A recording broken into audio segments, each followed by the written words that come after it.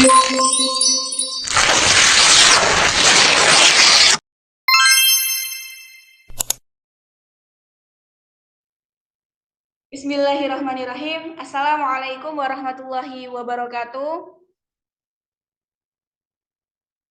Waalaikumsalam warahmatullahi wabarakatuh. Di sini kami kelompok 6 akan menjelaskan mengenai etika bisnis dalam bisnis berbasis teknologi. Kelompok 6 ini beranggotakan Deanila Anggraini, yang kedua ada Dila Sepriani, yang ketiga Mujiwasini, dan yang terakhir ada Widya Maharani. Untuk materi yang pertama yaitu mengenai Internet of Things, Big Data, kecerdasan buatan, dan blockchain. Yang pertama itu adalah Internet of Things. Internet of Things itu adalah konsep di mana konektivitas internet itu dapat bertukar informasi antara satu dengan yang lainnya, dengan benda-benda yang berada di sekelilingnya. IoT itu adalah konsep di mana objek tertentu mempunyai kemampuan untuk mentransfer data lewat jaringan tanpa memerlukan adanya interaksi dari manusia ke manusia atau bahkan dari manusia ke perangkat komputer. IoT itu mempunyai kemampuan untuk berbagi data, menjadi remote control, menjadi pengelola bahan pangan, mesin ataupun teknologi yang tersambung ke jaringan lokal maupun global melalui sensor yang tertanam dan selalu menyala aktif. Yang kedua itu adalah big data. Apa sih big data itu? Big data itu terdiri dari beberapa kunci, yaitu volume, variasi, dan kecepatan. Big data secara literal itu adalah data yang besar dan banyak, mencakup banyaknya volume yang sangat berkembang dari tahun ke tahun. Misalnya, media sosial dan komunikasi machine to machine atau M2M, menyumbang produksi data terbesar untuk data yang tidak terstruktur. Yang ketiga itu adanya kecerdasan buatan atau artificial intelligence atau AL. Kecerdasan buatan itu adalah program komputasi yang dapat membuat mesin bekerja layaknya kecerdasan manusia, seperti mengambil keputusan, memecahkan masalah, dan melakukan prediksi. Ternyata kecerdasan buatan itu sangat pintar. Beberapa faktor pendorong kecerdasan buatan itu adalah melimpahkan data digital, berkembangnya banyak perusahaan rintisan yang menghasilkan banyak data, dan penetrasi internet yang semakin tinggi. Dan yang terakhir itu adanya blockchain. Konsep blockchain itu mempunyai 5 kata kunci, yaitu yang pertama, basis data yang tersebar. Yang kedua, transmisi peer-to-peer. Yang ketiga, transparansi melalui enkripsi. Yang keempat itu ada pemakaman data, perekaman data secara permanen. Dan yang terakhir itu adanya berbasis pemrograman digital. Para ahli itu menyebutkan bahwa blockchain itu adalah suatu sistem transaksi dan manajemen data digital yang tersebar di mana semua pengguna sistem itu mempunyai satu konsensus bersama. Untuk yang materi selanjutnya yaitu mengenai etika bisnis Islam dalam bisnis startup, itu akan dijelaskan oleh Saudari Dea. Kepada Saudari Dea dipersilakan. Baik, di sini saya akan menjelaskan materi mengenai etika bisnis dan dalam Islam bisnis startup. Perusahaan startup adalah perusahaan yang menerapkan inovasi teknologi dalam menjalankan bisnisnya untuk dapat memecahkan sebuah permasalahan di masyarakat dengan mengusung nilai-nilai destruktif di dalamnya. Maksud dari mengusung nilai disruptif adalah adanya sebuah industri dengan model baru yang sebelumnya tidak ada di masyarakat. Beberapa contoh di atas merupakan bisnis dengan model berbasis platform. Ada motif untuk sharing ekonomi di sana.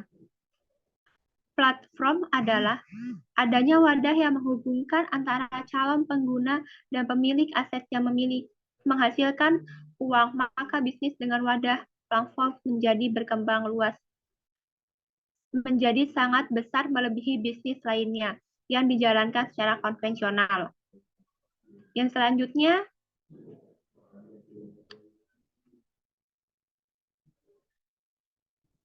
adapun etika bisnis Islam untuk perusahaan startup berbasis platform adalah sesuai dengan etika bisnis Islam. Yang pertama, privasi data individu. Yang kedua, transparansi data publik. Yang ketiga, akuntabilitas progres pengaplikasian. Dan yang keempat, mencakup jasa layanan keuangan yang halal.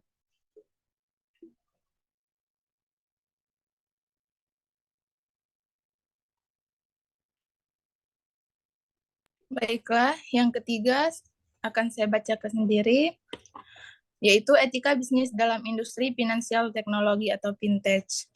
Jadi, teknologi finansial adalah salah satu bentuk layanan keuangan dalam bentuk digital atau mengusung prinsip cashless yang menandakan adanya pergeseran dari uang ke platform.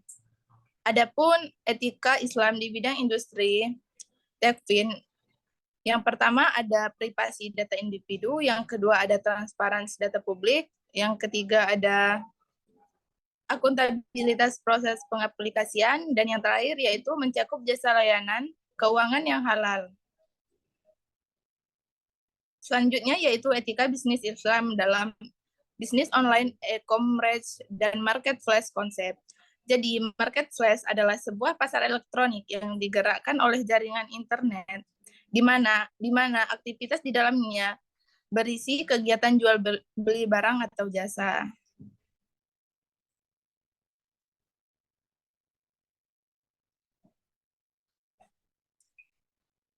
Yang selanjutnya itu etika bisnis Islam dalam bisnis online, e-commerce, dan marketplace. Adapun etika yang ada di dalam etika bisnis tersebut yang mencakup yang pertama ada barang atau jasa yang diperjualbelikan sesuai dengan spesifikasi. Selanjutnya ada kesepakatan atau ijab kabul di antara penjual dan pembeli. Yang ketiga, menjunjung tinggi kepercayaan di antara pelaku transaksi. Yang keempat, menjauhi transaksi yang dilarang oleh syariah. Yang kelima, memberikan layanan yang baik kepada konsumen. Yang keenam, tidak mengambil dan mencuri properti milik orang lain. Yang ketujuh, mempergunakan akad sesuai dengan jenis transaksi yang dilakukan. Dan yang terakhir yaitu produk atau jasa yang diperjualbelikan harus dipastikan halal.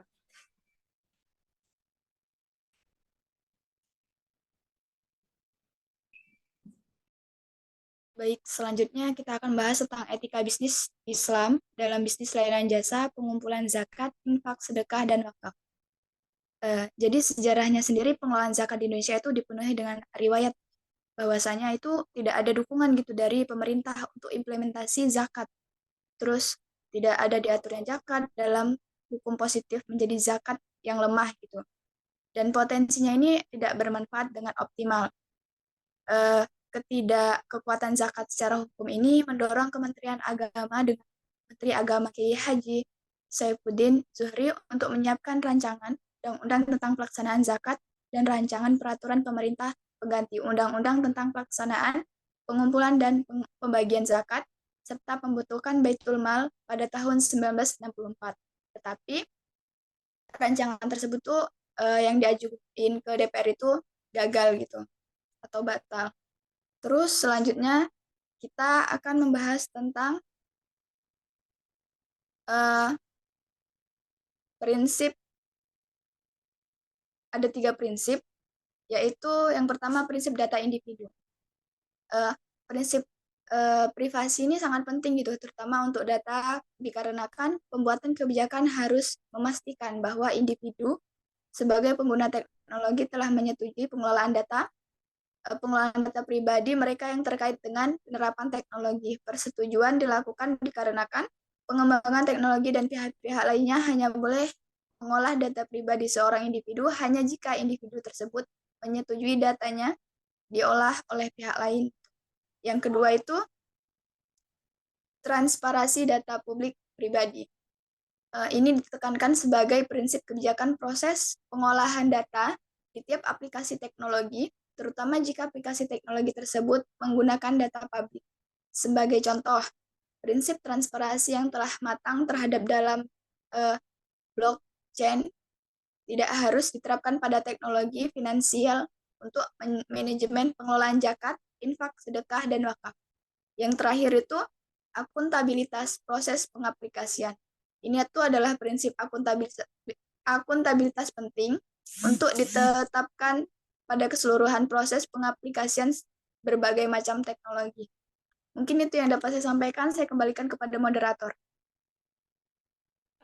Jadi baik, terima kasih. Jadi demikianlah materi kita mengenai etika bisnis Islam dalam bisnis berbasis teknologi. Demikianlah dari kelompok 6 kita akhiri. Wabillahi taufiq wal hidayah. Wassalamualaikum warahmatullahi wabarakatuh. Waalaikumsalam Waalaikumsalam warahmatullahi wabarakatuh.